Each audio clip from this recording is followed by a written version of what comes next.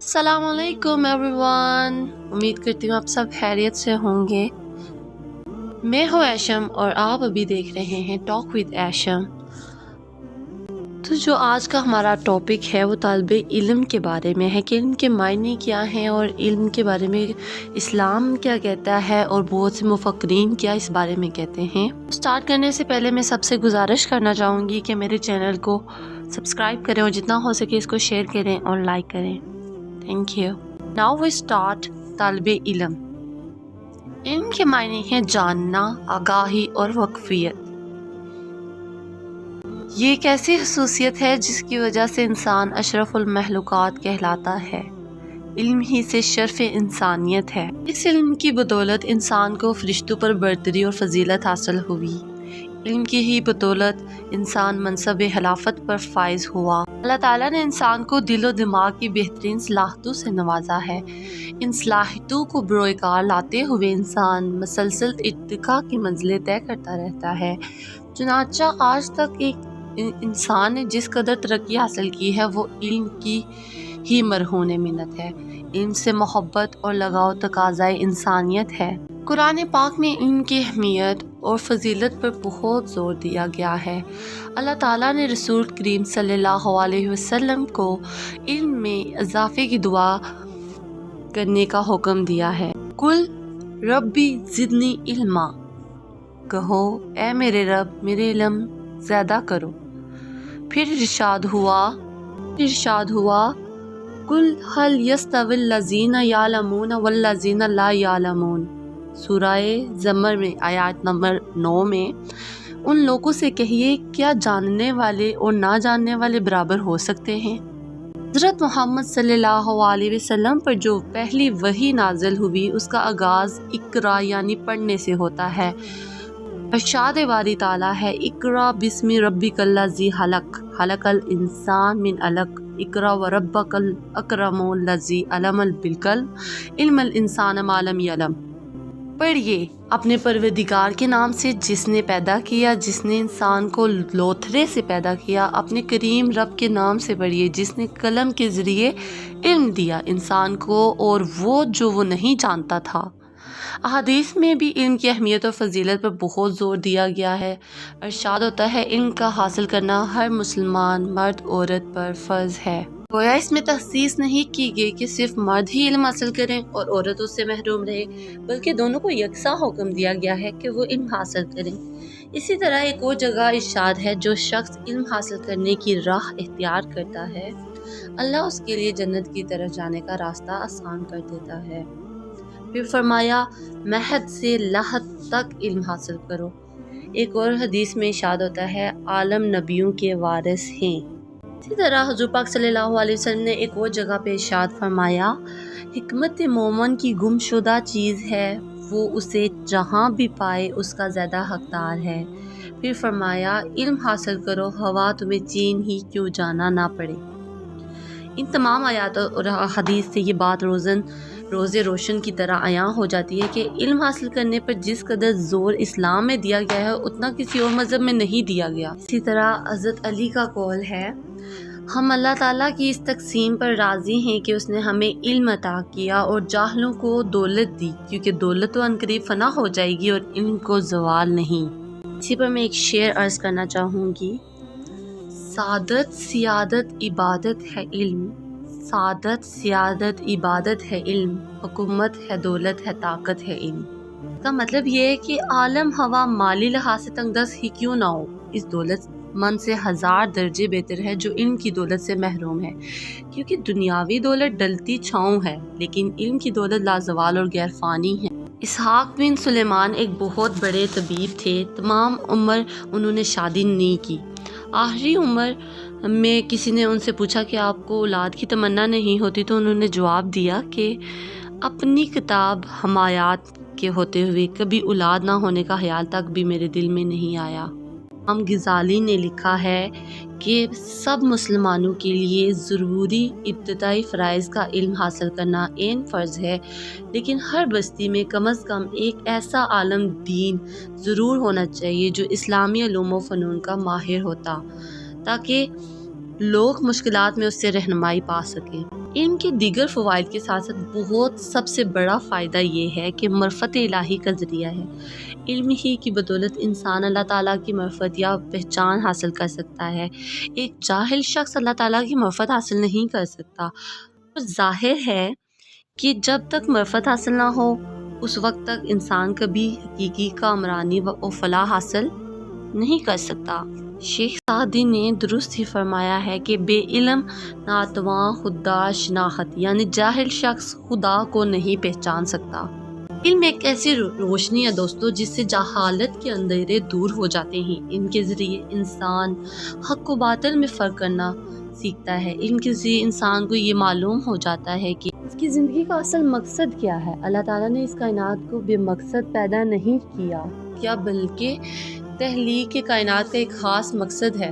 اللہ تعالیٰ نے انسان کو زمین پر اپنا خلیفہ بنا کر بھیجا ہے۔ قرآن مجید کے مطابق انسان اور جنوں کو خدا نے اپنی عبادت کے لیے پیدا کیا ہے۔ عبادت کا مفہوم بہت وسیع ہے، اس میں خدا کی پرستش کے ساتھ ساتھ یہ بھی شامل ہے کہ ہم زندگی خدا کے بتائے ہوئے قانون کے مطابق گزاریں۔ اسی صورت میں اصل مقصد حیات حاصل ہو سکتا ہے، اور اس کے لیے علم کا حاصل ہونا ضروری ہے۔ اشرف المخلوقات ہونے کے ناطے اس پر فرض ہے کہ وہ کائنات کو مسخر کرے۔ ارشاد باری تعالیٰ ہے، زمین میں جو کچھ ہے تمہارے لیے مسخر کر دیا۔ حدیث بھی ہے، دنیا اور اس کی چیزیں تمہارے لیے پیدا کی گئی ہیں اور تم خدا کے لیے پیدا کیے گئے ہو۔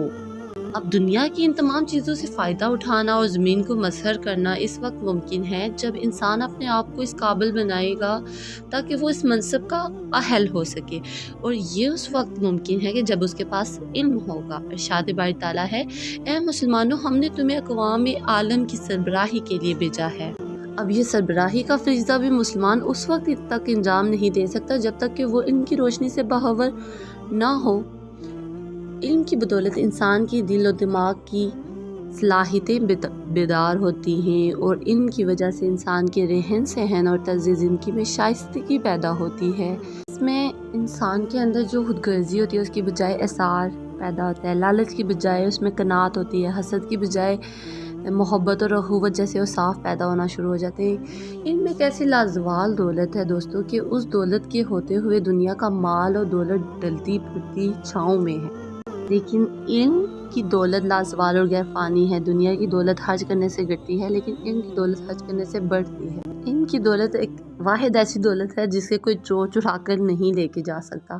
دنیا کی دولت سے انسان روحانی اطمینان سکون حاصل نہیں کر سکتا، لیکن علم کی دولت انسان کو روحانی سکون سے مالا مال کر دیتی ہے۔ اس طرح علم کو مال اور دولت پر برتری حاصل ہے۔ ایک شاعر نے بولا تھا، دلوں میں برو علم کا مال و زر، دلوں میں برو علم کا مال و زر، نہ آتش کا خطرہ نہ چوروں کا ڈر۔ تو علم کی دولت انسان کو صحیح معنوں میں قدر و قیمت حاصل ہوتی ہے۔ صاحب علم شخص کسی بستی یا محلے میں ہو، لوگ اس کی عزت کرتے ہیں، اس کے مقابلے میں ایک جاہل شخص کی کوئی قدر و منزلت نہیں ہوتی۔ میں آپ کو ایک واقعہ سناتی ہوں۔ ایک مشہور عباسی خلیفہ تھے، ہارون رشید۔ انہوں نے دیکھا کہ اس کے بیٹے مامون اور امین اس بات پر جھگڑا کر رہے تھے کہ کون استاد کے جوتے اٹھائے۔ آخر استاد کے کہنے پر وہ ایک جوتا اٹھا لائے۔ اگلے دن ہارون رشید نے دربار میں سوال کیا کہ آج سب سے معزز شخص کون ہے؟ سب نے کہا خلیفہ ہی سب سے معزز شخص ہے، لیکن ہارون رشید بولے کہ آج سب سے معزز شخص میرے بیٹوں کا استاد ہے، جس کا جوتا اٹھانے میں میرے بیٹے فخر محسوس کرتے ہیں۔ دوستو، علم ایک ایسی قوت ہے جس کی بدولت انسان شہرت عام اور بقائے دوام کا اعزاز حاصل کر لیتا ہے، اور اسی کا نام رہتی دنیا تک زندہ رہتا ہے۔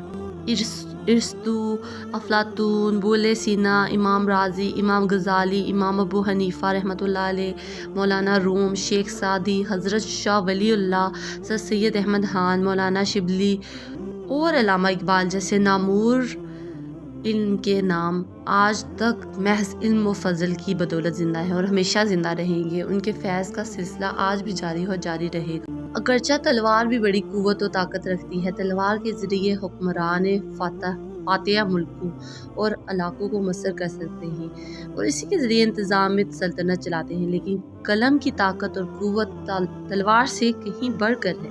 قلم دلوں اور روحوں کو مسحر کرتا ہے، یہ لوگوں کے دل اور دماغ میں انقلاب لاتا ہے اور اسی طرح ان کا کایا پلٹ دیتا ہے۔ تلوار کی فتوحات عارضی ہوتی ان قلم کی فتوحات لازوال ہیں۔ آج دنیا کتنے صاحب سیف اشخاص کو یکسر فراموش کر چکی ہے، لیکن صاحب قلم ہستیاں زندہ و جاوید ہیں۔ علم انسان کے اخلاق و سیرت کی تعمیر کرتا ہے، یہ انسان میں اچھائیوں کو بانٹتا ہے اور برائیوں کو مٹاتا ہے۔ یہ انسان میں نیکی اور بڑائی میں امتیاز کرنے اور سیدھے راستہ منتخب کرنے کا احساس پیدا کرتا ہے۔ علم افراد کی اخلاقی کمزوریوں کو دور کرتا ہے اور ان میں اعلیٰ اور صاف پیدا کرتا ہے۔ صرف کتابوں کو پڑھنا ہی مقصد نہیں ہوتا، بلکہ اصل اہمیت انسان کے اخلاق و کردار کو حاصل ہے۔ رسول کریم صلی اللہ علیہ وسلم نے ایسے علم سے خدا کی پناہ مانگی ہے جو فائدہ نہ دے۔ علم سائنس کی بدولت انسان کائنات کی بڑی بڑی قوتوں کو مسحر کرتا ہے۔ یہ علم کا کرشمہ ہے کہ انسان سربفلک پہاڑوں، لک و دک صحراؤں، پھرے ہوئے آسمانوں اور فضاؤں پر حکمرانی کر رہا ہے۔ یہ علم کا ہی فیض ہے کہ آج انسان چاند پر قدم رکھ چکا ہے اور دوسرے سیاروں کی تسخیر کے لیے تگ و دو کر رہا ہے۔ قول اقبال: عروج عدم حاکی سے انجم سہ میں جاتے ہیں، عروج عدم حاکی سے انجم سہ میں جاتے ہیں کہ یہ ٹوٹا ہوا تارا مہ کامل نہ بن جائے۔ دور کی سائنسی ترقیاں تمام کی تمام علم کی ہی بدولت ہیں، ورنہ انسان شاید غاروں میں زندگی بسر کر رہا ہوتا۔ علم افراد کا ہی نہیں بلکہ ملکوں اور قوموں کی ترقی کا بھی ذریعہ ہے۔ آج جو قومیں ترقی یافتہ کہلاتی ہیں اور دنیا پر حکمرانی کر رہی ہیں، وہ علم کی ہی بدولت ہے۔ اس کے مقابلے میں جو قومیں علم کے میدان میں پیچھے ہیں، وہ ترقی کی دوڑ میں بھی پیچھے ہیں۔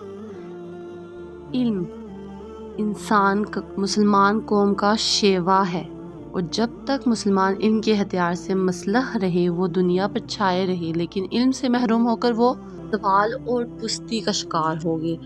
آج بھی ہم علم کی ہی بدولت دنیا میں سرفرازی حاصل کر سکتے ہیں۔ اصل کلام یہ ہے کہ ہمیں ان کو اپنا اوڑھنا بچھونا بنانا چاہیے۔ علم کے ذریعے ہمیں نہ صرف اپنے مستقبل کو سنوارنا ہے، بلکہ اپنے خاندان اور ملک و قوم کا نام بھی روشن کرنا ہے اور انسانیت کی خدمت کا حق بھی ادا کرنا ہے۔ ہمیں نہ صرف جدید علوم کو سیکھنا ہے، بلکہ ان میں رہنمائی کا منصب حاصل کرنا ہے۔ اس صورت میں ہم دین و دنیا میں سرخروئی اور سرفرازی حاصل کر سکتے ہیں۔ آخر میں اس شعر سے اجازت چاہوں گی: اٹھ کے اب بزم جہاں کا اور ہی اندازہ ہے، اٹھ کے اب بزم جہاں کا اور ہی اندازہ ہے، مشرق و مغرب میں تیرے دور کا آغاز ہے۔ ملتے ہیں کل انشاءاللہ نیکسٹ ویڈیو کے ساتھ۔ جزاک اللہ، خدا حافظ۔